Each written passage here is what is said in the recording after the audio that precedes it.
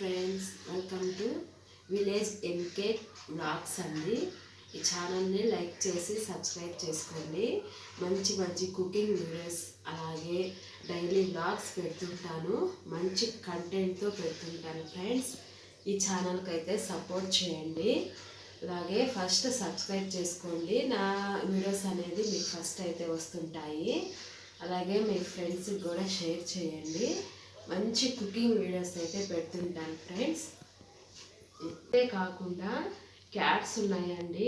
Cats food ఎలా తయారు చేయాలో, ఎలా వేయాలో, క్యాట్స్కి స్నానం ఎలా చేపియాలో, ఏం ప్రోడక్ట్స్ వాడాలో అన్నీ చూపిస్తానండి. ఇంకా మంచి మంచి కుకింగ్స్ అయితే నేను బాగా వేస్తానండి. కుకింగ్ వీడియోస్ డైలీ పెడుతుంటాను. ఇంకా మా లైఫ్ స్టైల్ ఎలా ఉంటుందో కూడా నేను వ్లాగ్స్ లాగా చేస్తుంటానండి. మీరు తప్పకుండా సపోర్ట్ చేయండి. ఇప్పుడైతే నేను వంట చేస్తాను, చూడండి ప్లీజ్ ఫ్రెండ్స్. ఈ వీడియో మీకు నచ్చితే మాత్రం తప్పకుండా లైక్ చేయండి ఫ్రెండ్స్.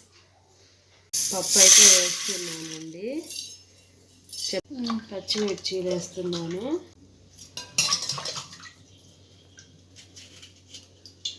అలాగే 2 టమాటాలు అయితే వేస్తున్నాను.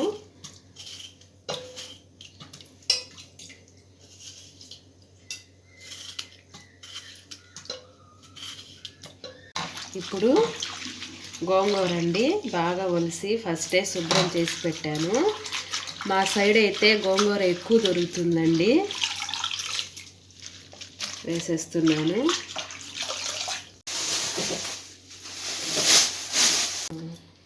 లైట్గా అయితే చింతపండు అయితే వేస్తున్నానండి.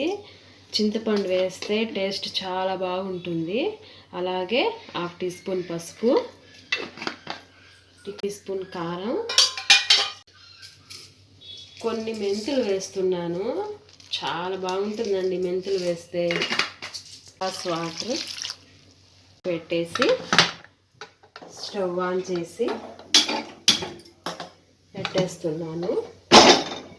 4 విజిల్ వస్తే సరిపోతుందండి. పప్పు గోంగూర రెడీ అయిపోతుంది. రైస్ అయితే పెట్టేశానండి. అన్నానికి రైస్ అయితే ఉడికిపోయింది ఫ్రెండ్స్. చూసారుగా, స్టవ్ ఆఫ్ చేసేస్తున్నాను.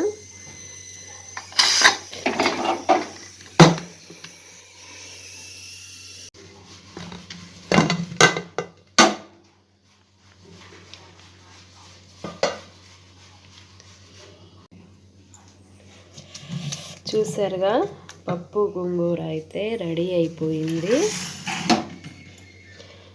ఇంకా ఎనిపేస్తున్నానండి.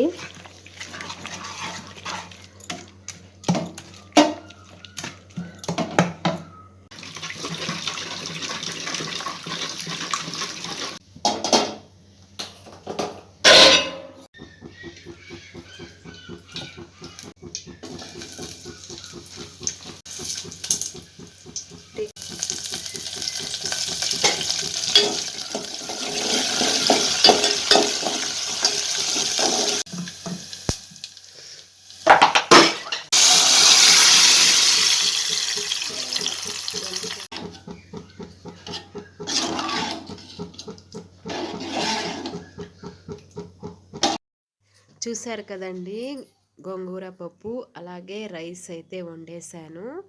ఇంకా ఈ వీడియో మీకు నచ్చితే మాత్రం తప్పకుండా సబ్స్క్రైబ్ చేసుకోండి.